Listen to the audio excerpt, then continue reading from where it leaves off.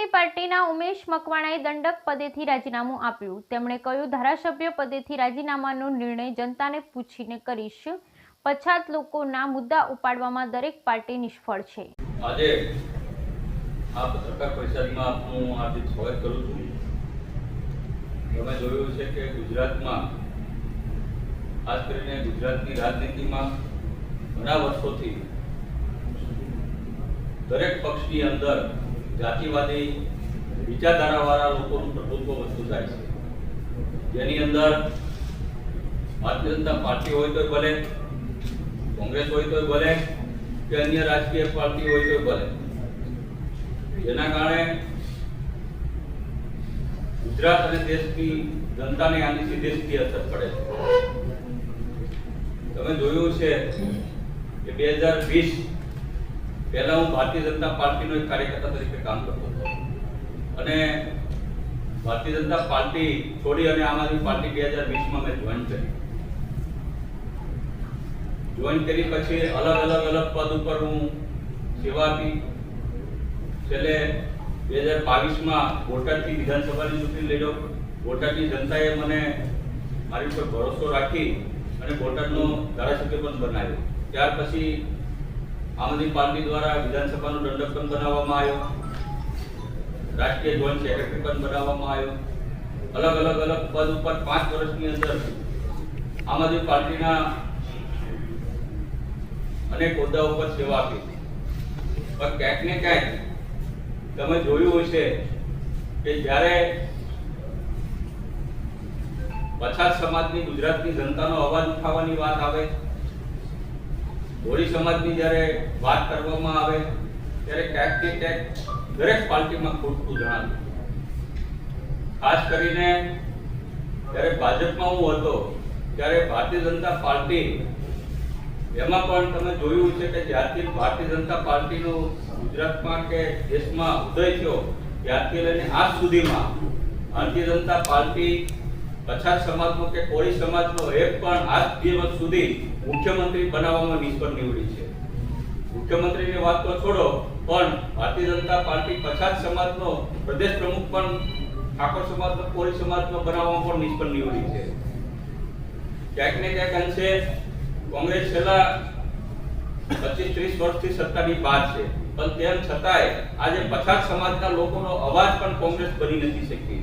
એટલે કોંગ્રેસ પણ ક્યાંક ને ક્યાંક આજે પછાત સમાજની જે વાત જ્યારે આવે, કોળી સમાજની જ્યારે વાત આવે ત્યારે એનો વિપક્ષની તરીકે ભૂમિકા જે ભજવવાની જે ભૂમિકા હોય એ પણ કોંગ્રેસ પણ આ ગુજરાતમાં ક્યાંક ને ક્યાંક અંશે ઊંડી ઉપડી છે।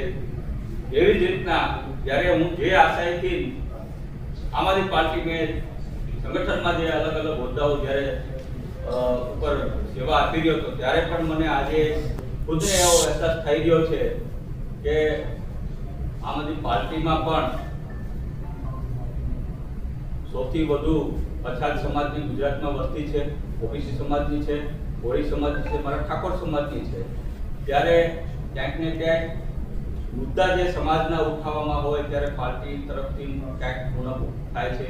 હોદ્દા ઉચ્ચ હોદ્દા આપવાની જ્યારે વાત કરવામાં આવે ત્યારે ક્યાંક ને ક્યાંક સુવર્ણ સમાજને હોદ્દા આપવાની વાત કરવામાં આવે છે।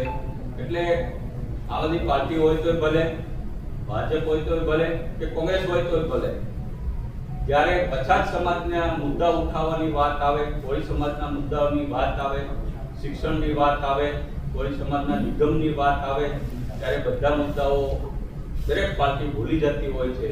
ચૂંટણી આવે ત્યારે માત્ર ને માત્ર પછાત સમાજનો ઓબીસી નો વોટ બેંક તરીકે ઉપયોગ થાય છે, કોળી સમાજના માત્ર ને માત્ર વોટ બેંકનો ઉપયોગ થાય છે અને એના નેતાઓને જે ભાજપના જે કોળી સમાજના નેતાઓ હોય એને ચૂંટણી પૂરતા ઉપયોગમાં લેવામાં આવે છે। કોંગ્રેસના પણ જે પછાત સમાજના નેતાઓ હોય એને પણ જ્યારે ચૂંટણી આવે ત્યારે તેનો ઉપયોગ થાય છે। બાકી બધાને ચૂંટણી પૂરી થઈ જાય એટલે હાસ્યમાં ધકેલી દેવામાં આવે છે। એટલે આજે મીડિયાના મારફત મને એવું ક્યાંક ને ક્યાંક એવું લાગી રહ્યું છે કે આજે જે હેતુ માટે મેં આમ આદમી પાર્ટી જોઈન કરી હતી, અલગ પદ માટે સંગઠનમાં મેં કામ કર્યું હતું, એમાં મને ક્યાંક ને ક્યાંક ક્ષતિ જણાઈ રહી છે। એટલે આજે મીડિયાના મારફત હું હાલ અત્યારે મારી પાસે વિધાનસભાના આમ આદમી પાર્ટીના દંડક તરીકેની એક જવાબદારી ચાલુ છે, એમાંથી હું રાજીનામું આપું છું। હાલ અત્યારે રાજકીય જોઈન્ટ સેક્રેટરીની મારી પાસે અત્યારે જવાબદારી છે.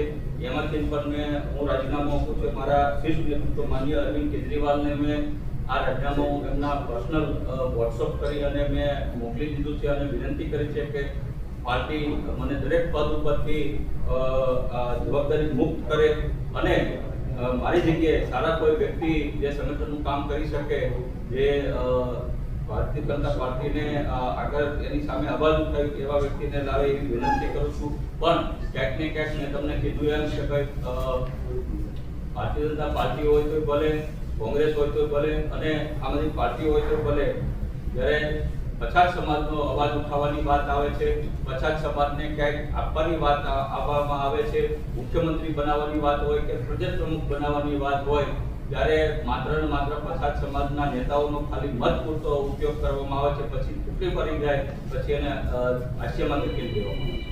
આજે રાજીનામું આપ્યું એનો આ લેટર.